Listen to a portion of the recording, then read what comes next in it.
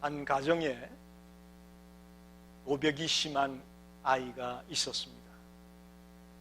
그래서 아이가 도둑질하다가 잡히면 부모가 찾아가서 대신 갚아주고 또 잘못했노라고 용서를 구하고, 또 조금 지나면 또 도둑질을 하다가 붙잡혀서 가서 물어주고 부모가 사죄를 하고, 계속 반복이 되는 겁니다.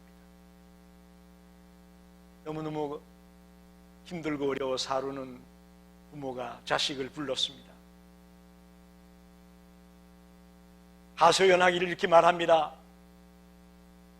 내가 도대체 어떻게 해야 되겠냐? 자식을 불러놓고 그 도벽에 빠져 헤어나오지 못하는 아이를 보고, 내가 내게 어떻게 하면 되겠냐? 어떻게 해야 내가 도둑질 그칠래? 라고 하소연을 하고 있습니다.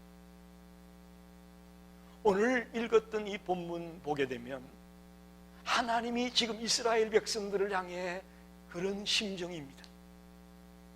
에브라임아, 내가 내게 어떻게 하면 좋겠냐? 유다야, 내가 내게 어떻게 하면 좋겠냐? 하고 하소연을 하고 있습니다. 영어로 NIV 성경을 보니까 What can I do with you? 이렇게 돼 있어요. 저기 나와 있는 제목은 NIV 성경에 있는 영어 본문을 그대로 사실 쓴 겁니다. What can I do with you? 그러나 제가 생각하기에는 이 내가 내게 어떻게 하랴 하는 이 말은 What shall I do? 이런 말이 오히려 더 맞지 않겠는가? 내가 너를 위해 뭘 도와줄까? 그런 얘기가 아니고요. 도대체 어떻게 해야 되겠어? 어떻게 내가 이걸 고칠래?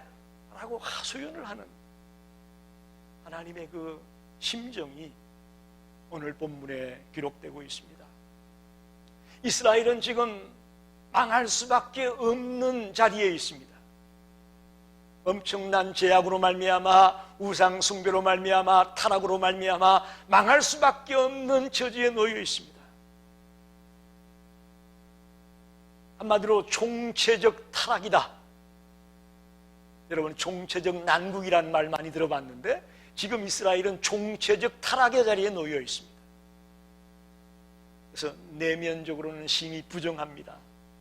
또 그들의 삶의 자리 가운데서 거룩한 것이라든지 영적인 것은 찾아보기 힘듭니다. 도저히 하나님 눈뜨고 볼 수 없는 그런 처지에 이스라엘 백성들이 놓여 있었습니다.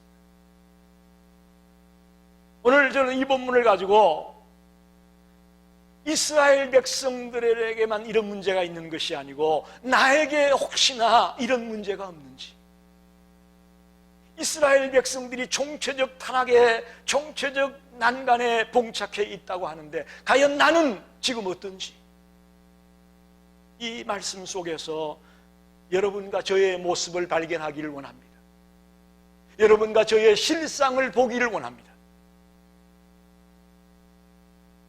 우리가 사람은 감출 수가 있습니다. 사람에게는 숨길 수가 있습니다. 심지어 남편에게도 아내에게도 자식들에게도 내가 감출 수 있을지 몰라요. 그러나 하나님 앞에서 저와 여러분은 숨을 수 없습니다. 피할 수 없습니다. 감출 수 없습니다. 오늘 이스라엘 백성이 이 총체적 타락으로 말미암아 도대체 내가 너에게 어떻게 하면 좋겠냐라고 하나님이 하소연을 하듯이 오늘 나를 바라보고 익성아, 내가 도대체 어떻게 하란 말이야? 라고 말하는 나의 모습은 아닐까? 오늘 본문 속에서 나를 발견하는, 나를 정확하게 볼 수 있는 그런 시간이 되기를 간절히 소원합니다. 첫째로 오늘 본문 6장 4절에 보니까 하반절에 너희 인애가 아침 구름이나 쉬 없어지는 이슬 같도다, 그런 말이 나옵니다.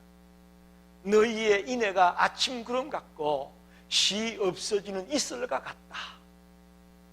여기 인애라는 말이 참 중요한데요, 인애라는 말은 이런 말입니다. 언약 관계에 있어서 언약 당사자 간에 사랑하고 충성하고 신뢰한다라는 그런 의미를 갖고 있는 것이 인애입니다. 히브리어로 인애라는 말은 헤세드라고 합니다. 헤세드.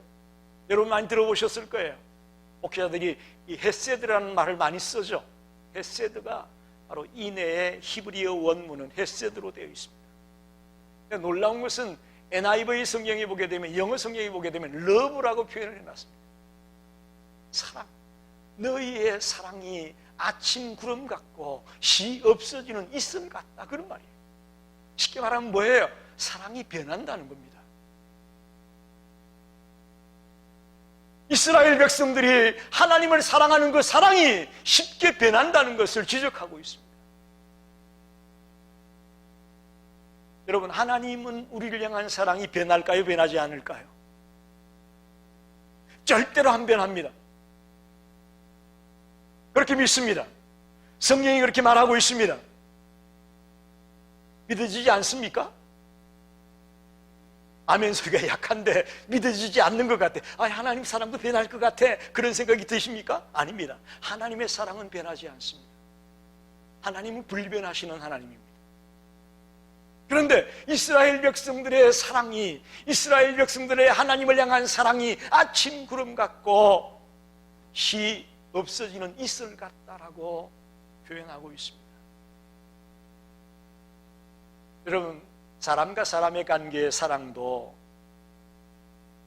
변하면 관계가 끝나잖아요. 하나님과 우리의 관계의 사랑이 변한다면 하나님과 우리의 관계가 위태로운 관계에 들어가는 것입니다. 여러분이 지금 내가 신앙이 좋다라고 느껴질 때가 있다면 그건 하나님을 뜨겁게 사랑하는 그 순간이 여러분이 믿음이 있다고 하는 겁니다. 그런데 하나님을 사랑하는 그 사랑이 지금 뜸하다, 별로다, 그러면 여러분의 신앙에 지금 문제가 있다는 겁니다. 여러분의 신앙과 하나님을 사랑하는 사랑은 같이 가는 겁니다. 부부간도 마찬가지잖아요. 부부간에 서로 사랑이 있을 때에 헌신도 있고 신뢰도 하고 모든 게 같이 따라오죠. 사랑이 식어지면 또 다른 모든 면에 문제가 생겨지는 것을 보게 됩니다. 지금 첫째로 호세아가 오늘 말하고 싶은 것은, 이스라엘아, 도대체 내가 너희들에게 어떻게 해야 되겠냐, 하나님의 심정을 얘기하면서 그 결정적인 이유가 사랑이 변했다는 거예요. 처음에는 그렇게 하나님을 사랑하고 하나님을 위해 헌신하겠다고 했던 그들이 이제는 하나님을 멀리하고 하나님을 사랑하지 않는 자리에 들어가게 되었다라고 지적하고 있습니다. 오늘 6장 7절에 보니까 그들은 아담처럼 언약을 어기고 거기에서 나를 반역했다라고 되어 있습니다. 볼륨 조금만 내려주실래요? 아담처럼 언약을 어기고 거기에서 반역을 했다. 무슨 얘기냐면 아담과 하나님이 맺은 언약이 뭡니까? 선악과를 따먹지 말라는 언약이었습니다. 그죠? 그 선악과를 따먹지 말라는 언약을 아담이 어겼다, 그런 말입니다. 이것은 하나님과 인간 사이에 맺었던 언약인데 이걸 무시하고 버렸다는 것입니다. 거기에서 나를 반역하리라.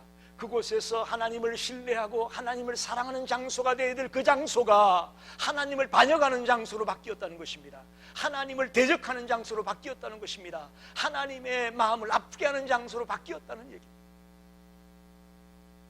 여러분, 하나님과 우리의 관계가 언약 관계입니다. 서로 사랑하고 신뢰하는 관계입니다. 이것이 깨어지게 되면 심각한 문제에 봉착하게 되는 것입니다. 그래서 오늘 저는 여러분에게 묻습니다. 과연 여러분이 하나님을 향한 사랑이 한결같이 지금 달려가고 있느냐 하는 거예요. 좋을 때는 하나님을 사랑하는 것 같은데 조금 나쁘면 하나님을 사랑하지 않는 모습을 보일 때가 우리가 얼마나 많습니까? 얼마나 많습니까? 가끔 저는 이런 얘기를 듣습니다. 목사님, 요즘 너무 힘드니까 조금 맡은 일을 그만둘렵니다라는 날들을 들 때가 있었습니다.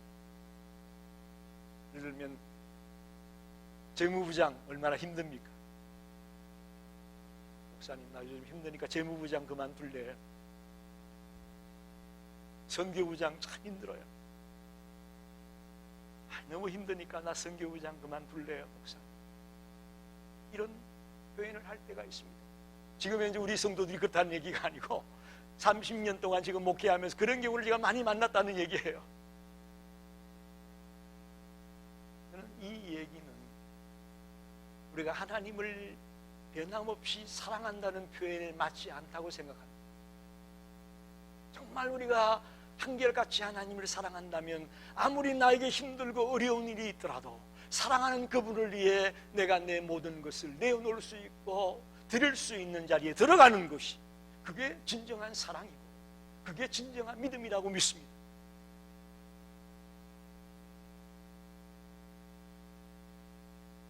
참 감사하게도 사모가 성도들에게 정심을 먹이려고 애를 쓰고 애를 쓰는 모습을 옆에서 지켜볼 때가 있는데, 사모라고 늘 건강한 건 아니잖아요. 몸이 아플 때도 있고 힘들 때도 있지만, 나 힘드니까 이번 주에는 정신 못 하겠어요, 이런 말을 안 해서 얼마나 감사한지 몰라요. 아무리 힘들고 어려워도 정말 최선을 다해서, 오히려 사모가 나보다 더 주님을 사랑하는구나라고 느낄 때가 많습니다.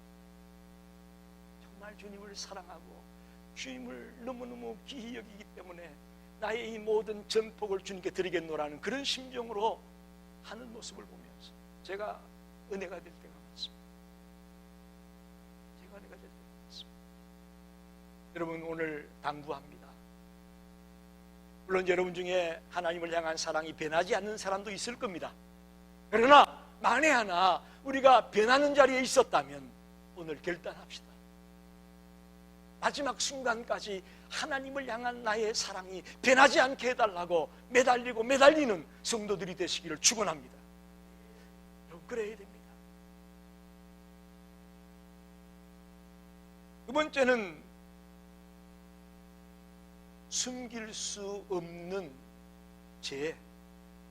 오늘 6장 8절에서 10절까지 이스라엘의 죄가 계속 나오고 있습니다. 그런데 그 죄는 아무리 숨기려고 해도 숨길 수 없다라는 거예요. 8절 보면 길르앗은 악을 행하는 자의 골이라 피발자국으로 가득 찼도다. 강도 때가 사람을 기다림같이 제사장의 무리가 세겜길에서 살인하니 그들이 사악을 행하였다. 내가 이스라엘 집에서 가정한 일을 보았나니, 하나님은 다 보고 있다는 거예요. 하나님은 속속들이 다 보고 있다는 거예요. 길르앗은 요단강 동쪽에 있는 도피성이에요. 도피성은 사람들이 구원받고 싶어서 가는 곳이에요. 부지불이 식간이 살인을 했다가 빨리 그곳에 가서 살고 싶어서 구원받고 싶어서 가는 곳이 길르앗이에요. 또 제사장들의 거주지가 길르앗입니다. 세겜도 마찬가지고, 요단강 서쪽에 있는 도피성이 이 세겜이었고, 모두 6개가 있었지만 대표적으로 길르앗과 세겜 두 가지만 오늘 말하고 있습니다만, 거긴 구원받는 장소요, 거룩한 장소요, 신령한 장소라고 볼 수 있습니다. 그런데 그곳에 피가 흘러넘친다는 거예요. 살인이 흘러넘치고 죄악이 흘러넘치고 사악이 흘러넘치는 장소가 됐다는 거예요. 그런데 그걸 하나님은 낱낱이 보고 있다는 겁니다. 낱낱이 보고 있다는 거죠. 저와 여러분이야 죄를 짓게 되면 먼저 덮으려고 하고 숨기려고 하는 마음이 강합니다. 그건 인지상정입니다. 아담이 선악과를 따먹고 나서 왜 따먹었냐 그러니까 뭐라고 그래요? 당신이 내게 준 저 여자 때문에 따먹었다고 둘러대죠. 또 하와 보고 너 왜 따먹었냐 그러니까 저 뱀이 먹으라고 해서 먹었습니다. 이런 모습은 일종의 자기의 죄를 숨기고 싶고 자기의 죄를 감추고 싶은 그런 마음에서 나오는 거라고 봅니다. 사람이 살아가면서 죄를 안 지을 수 있을까요? 한번 묻습니다. 여러분, 사람이 죄를 안 지을 수 있나요?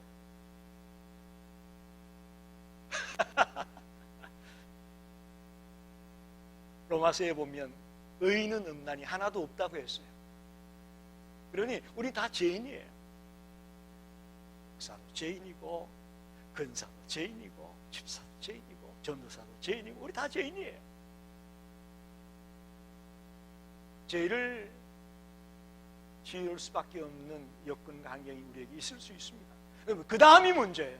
죄를 짓고는 빨리 회개하고 돌아오는 자에게는 그래도 소망이 있지만 그 죄를 짓고도 뻔뻔하게 죄를 숨기고 감추고 덮어놓고 모른 척하는 여기에 더 심각성이 있다는 거예요. 여러분, 하나님은 숨길 수 없어요. 하나님께는 감출 수가 없어요. 그들의 가정함을 하나님은 샅샅이 보고 있다고 말하지 않습니까?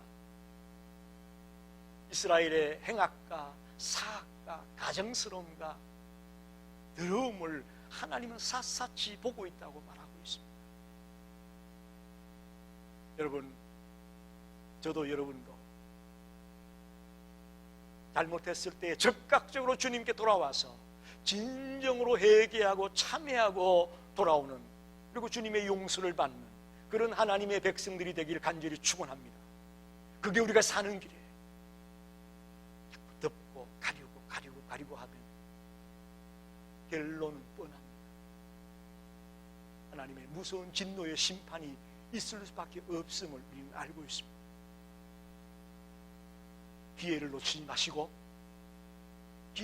마시고 빨리 회개하고 돌아오는 우리 모든 성도가 되기를 간절히 소원합니다. 세 번째는 오늘 6장 11절에서 7장 2절까지의 말씀을 볼 수가 있는데 이런 거예요. 용서를 해주고 싶은데 도저히 용서해 줄 수 없는 그런 상황을 말하고 있습니다. 무슨 얘기냐면 이스라엘 백성들이 죄를 지었어요. 하나님이 참다가 이제 용서를 해줄까 하고 용서할 마음을 품고 돌아보니까 또 죄를 짓고 있어요. 무슨 말이 이해가 되십니까? 제 설명이 지금 이해가 되고 있나요? 네? 하나님이 이스라엘 백성이 범죄해서 그들을 이제 심판하고 혼을 냈다가 이제는 좀 용서해 줘야 되겠다 싶어서 돌아보니까 또 죄를 짓고 있고 도저히 용서해 주고 싶어도 용서할 수 없는 그런 처지에 들어가고 있는 이스라엘과 유다를 지적하고 있습니다. 특별히 7장 1절에 보면 내가 이스라엘을 치료하려 할 때에 에브라임의 죄와 사마리아의 악이 드러났다. 북왕국 이스라엘을 이스라엘이라고 얘기했다가 에브라임이라고 얘기했다가 사마리아라고 얘기하고 있습니다. 다 북왕국 이스라엘을 말하는 거예요. 그러니까 북왕국 이스라엘 전체가 죄로 물들었다 그런 말이에요. 그냥 한마디로 이스라엘이라고 하지 않고 이스라엘, 에브라임, 사마리아 온 이스라엘이 죄악으로 물들어서 이제 내가 그들을 정말 안타까운 마음으로 용서하고 깨안으려고 했는데 돌아보니까 또 더한 죄를 지고 있단 말입니다. 더 심각한 죄를 지고 있단 말입니다. 그래서 내가 내게 어떻게 하란 말이야, 이런 말씀이 나오는 거예요. 에브라임아, 유다야, 내가 너희들에게 어떻게 하란 말이야, 이런 안타까운 하소연이 나올 수밖에 없다라는 거죠. 특별히 사기와 도둑질과 강도질이 그 땅에 성행했다고 말하고 있습니다. 이건 모두 다 주님의 십계명을 어기는 겁니다. 사기, 도둑질, 강도질 이런 것들은 다 십계명을 어기게 되는 명확한 하나님과의 약속을 어기는 행위입니다. 즉 이스라엘 사회가 하나님의 말씀은 사라지고 율법은 사라지고 정의가 사라지고 불의가 판을 치는, 죄악이 판을 치는 그런 세상으로 전락되었다. 도저히 용서하려는 마음을 품었다가도 돌아보면 또 죄를 짓고 있고, 용서하려고 했다가 돌아보면 또 죄를 짓고 있는 그들을 바라보면서 주님이 너무너무 안타까워하는 심정을 표현하고 있습니다. 아까부터 말씀드렸죠. 죄는 우리가 살다 보면 지을 수 있는데 문제는 그 죄를 감추고 숨기는 게 문제라고 했는데, 이스라엘 백성들은 지금 죄에 대한 마음가짐이 문제입니다. 죄를 짓고도 심각성을 깨닫지 못합니다. 그래서 우리가 바늘도둑이 소도둑이 된다고 말하잖아요. 그게 죄의 심각성을 모르기 때문에 조그만 죄 이것점이야 이것점이야 이것점이야 이것점이야 하다 보니까 나중에는 살인도 하고 더한 죄도 짓게 되는 자리에 들어가게 되는 거죠.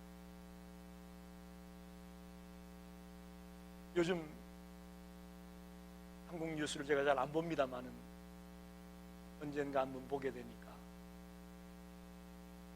운전을 하고 가는데 갑자기 한 차가 앞으로 확 뛰었어요. 사고가 날 뻔했으니까 이 뒤에 차가 옆으로 깎아가지고 왜 그렇게 운전을 했냐고 뭐라 한마디 했는 거 아니에요. 그랬더니 이 친구가 내려가지고 그 가족들이 다 타고 있는 차 운전기사를 갖다가 막 때리는 거예요. 왜 고스란히 뉴스에 방영이 됐어요. 이렇게 참 세상이 악해졌어요. 이렇게 악해졌단 말이에요. 이게 죄의 심각성을 깨닫지 못하고 그저 가볍게 여기기 시작하니까 점점 더 난폭해지고 점점 더 그치려가는 세상이 되고 말았다는 거죠. 미국도 지금 사실 처음에 왔을 때는 다 젠틀했어요. 운전하는 게. 제가 98년에 여기 미국에 왔는데 그때만 해도 운전들을 얼마나 다 곱게 하는지 모르겠어요. 그때 한국에서 막 거칠게 운전하다 제가 와서 그런지 모르겠습니다만은 얼마나 점잖은지 참 젠틀하다고 생각했는데 요즘 미국도 많이 바뀌었어요. 그죠? 시카고 쪽에 내려가게 되면 막 함부로 추월하고요. 안 비켜주려고 그러고요. 이게 죄의 심각성을 모르기 때문에 자꾸 사람들이 더 질이 나빠지는 그런 현상을 보게 되는 거죠. 회개의 필요성을 모르고 죄에 대해서 대수롭지 않게 생각하는 자들이 이스라엘 땅에 팽배했다라는 거예요. 하나님이 용서하려는 마음을 먹었다가 돌아보면 또 죄를 짓고 있으니 이거 어떻게 해요? 이거 어떻게 해야 되겠어요? 그러니 내가 내게 어떻게 하랴? 내가 내게 어떻게 했으면 좋겠어? 하는 한탄이 주님의 입술에서 나올 수밖에 없다. 사랑하는 성도 여러분, 적어도 주님이 마음을 돌려서 용서해 주려고 할 때에 용서받을 수 있는 그런 자가 됩시다. 또 돌아서서 죄를 짓고 또 돌아서서 죄를 짓고 주님이 숨 쉴 틈을 안 주고 우리가 죄를 짓고 있다면 이건 비극이에요. 이건 비극이라고요.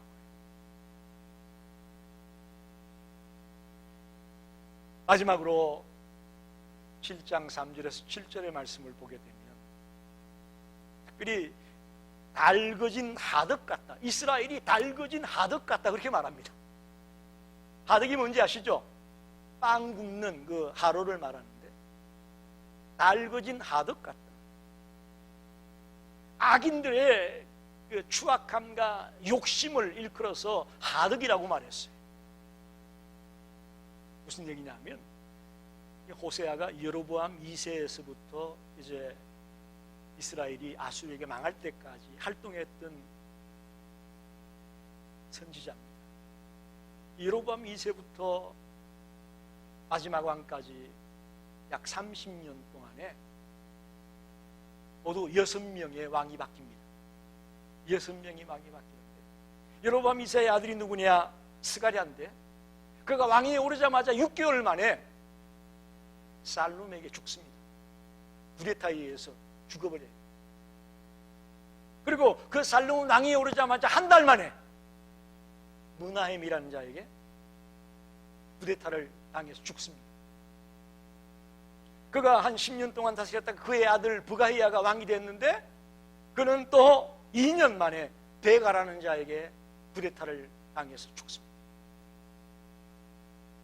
그리고 베가가 한 20년간 통치한 이후에 마지막 왕인 호세아가 또 쿠데타를 일으켜서 베가를 죽입니다. 여러분 생각해 보십시오. 나라 꼴이 지금 어떻습니까? 왕위에 오르기만 하면, 지도자의 위치에 오르기만 하면 쿠데타에 의해 죽어나갑니다. 이게 이스라엘의 말년의 모습이에요. 나라가 썩어도 유만분수입니다. 그야말로 말로도 표현할 수 없을 정도로 썩었습니다. 달궈진 하덕 같아. 이 달궈진 하덕이 언제 잠깐 신으냐? 반죽을 뭉침으로 발효되기까지만, 빵을 구워내려면 이제 반죽을 해서 조금 발효가 된 뒤에 그걸 땅 하덕에 집어넣지 않습니까? 그때만 잠깐 쉰다는 거예요. 이스라엘이라는 나라가 지금 무정부 상태와 같다라는 거예요. 뭐 쉴 틈이 없이 그냥 왕이 죽어나가고 하는, 잠깐만 쉬었다가 또 바뀌고 잠깐만 쉬었다가 또 바뀌는 그런 나라 꼴로 바뀌었다, 그렇게 말하는 거죠. 참 안타깝습니다. 210년의 짧은 역사에 19명의 왕이 있었는데 그 중에 7명은 살해당합니다. 최고 지도자가 7명이나 죽어나갔어요. 그러니 정권 쟁탈전이 계속되고 있는 이스라엘의 말년이 얼마나 추하고 얼마나 부끄럽습니다. 놀라운 것은 이런 안타까운 지경에 놓여 있으면서도 아무도 하나님께 부르짖는 자가 없었다. 7절 보세요. 그들 중에는 내게 부르짖는 자가 하나도 없도다. 이 말씀이 기가 막힌 말씀이에요. 이렇게 나라가 썩어 문드러지고 지도자가 올라가기만 하면 죽고 하는 이런 안타까운 상황에서도 어느 누구도 하나님 앞에 나와 부르짖는 자가 없었더라. 이게 이스라엘의 비극입니다.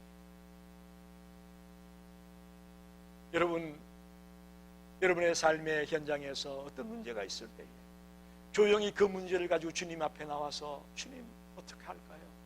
저에게 이런 문제가 있습니다. 어떻게 하면 좋겠습니까? 라고 정말 진지하게 하나님 앞에 부르짖어 본 적이 있나요? 그런 분에게는 희망이 있습니다. 할렐루야. 그런 분에게는 희망이 있어요. 내 건강의 문제가 됐든 질병의 자녀들의 문제가 됐든 물질적인 문제가 됐든 어떤 문제가 됐든 간에 정말 내 힘으로 감당할 수 없는 문제가 있을 때 그걸 가지고 하나님 앞에 나와서 하나님 어떻게 하면 좋습니까? 저에게 이런 문제가 있습니다. 도와주십시오. 꼭 심각한 문제만이 아니에요. 여러분 사소한 문제라도 그 문제를 주님 앞에 갖고 나와서 주님 제가 어떻게 할까요? 라고 부르짖는다면 여러분에게 소망이 있습니다. 희망이 있습니다. 할렐루야. 희망이 있어요. 주일날 여러분이 교회에 나와서 가장 먼저 여기 앉아가지고 하나님 제가 오늘 예배드리러 나왔습니다. 오늘 예배 시간 주님을 만나고 싶습니다. 주님 내 문제가 있습니다. 이 문제 꼭 해결받고 돌아갔으면 좋겠어요. 하나님 도와주세요. 이렇게 간절하게 부르짖는다면 살아계신 하나님이 분명히 응답해 주실 것을 믿습니다. 분명히 좋은 길을 열어주실 것을 믿습니다. 가장 좋은 길로 여러분을 이끌어 주실 것을 믿습니다. 하나님 그걸 원해요. 우리가 교회 오자마자 뭐가 그렇게 바쁜지 본당에는 들어와 보지도 않고 바깥에서 뭐 일하느라고 바빠요. 우리가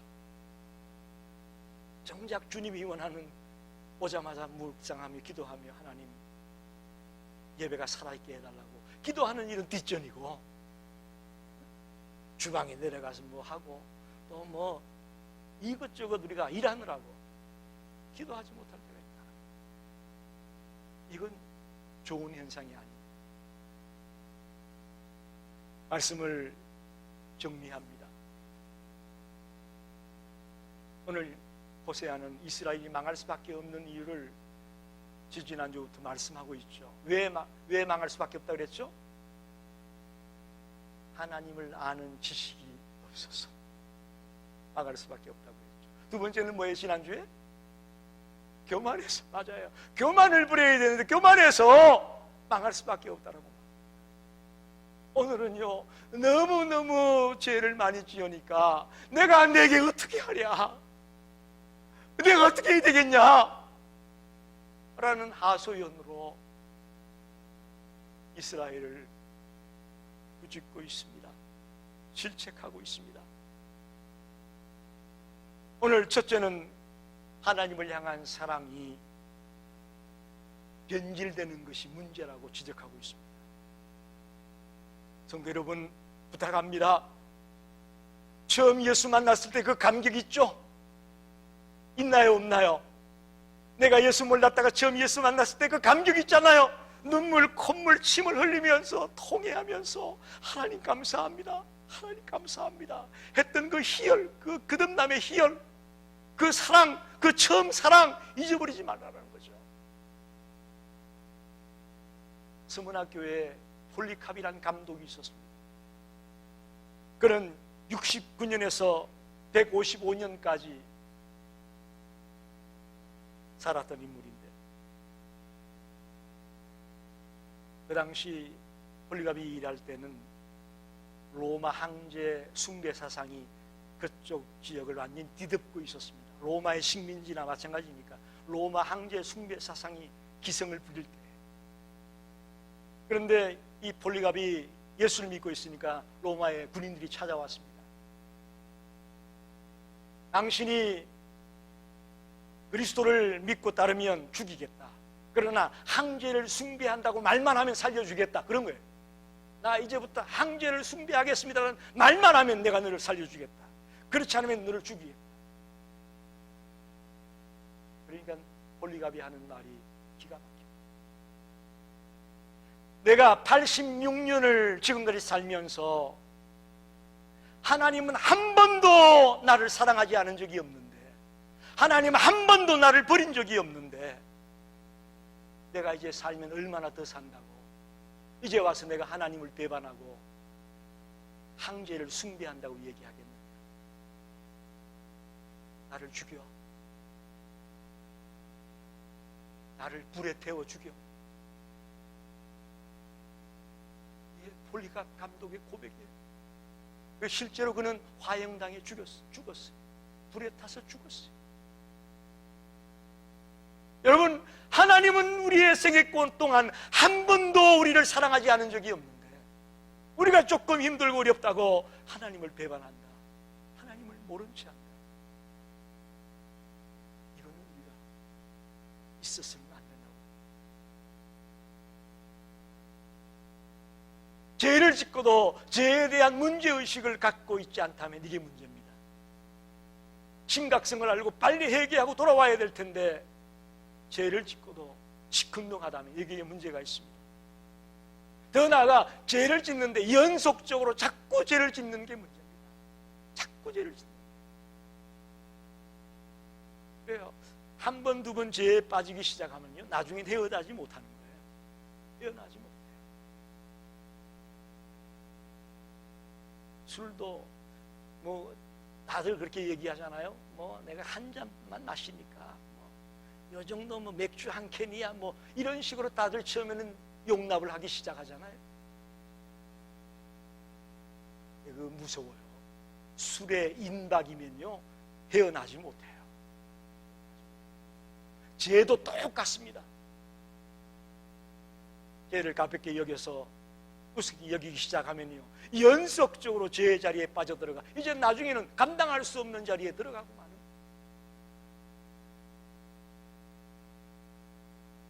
마지막으로 악한 마음으로 불붙고 있다. 왕이 오르기만 하면 왕을 죽이려고 하는 그 악한 마음이 불붙고 있는 이게 문제. 악이라는 게 참 무서워요. 여러분, 이게 한번 불 붙기 시작하면요, 막을 방법이 없는 거예요. 막을 방법이 없어요. 더 심각한 것은 그런 처지에 있으면서도 하나님 앞에 부르짖는 자가 하나도 없더라는 거죠. 여러분, 저와 여러분이 사는 길은 사소한 문제든 큰 문제든 어떤 문제가 되었든 간에 일이 있을 때에 먼저 하나님 앞에 가지고 나와 하나님 앞에 부르짖는 것이 최선의 방법임을 기억하십시오. 그것이 우리가 사는 길입니다. 그것이 교회가 사는 길입니다. 그것이 여러분의 가정이 사는 길입니다. 이사야서 59장에 보면 이사야 선지자가 이렇게 말합니다.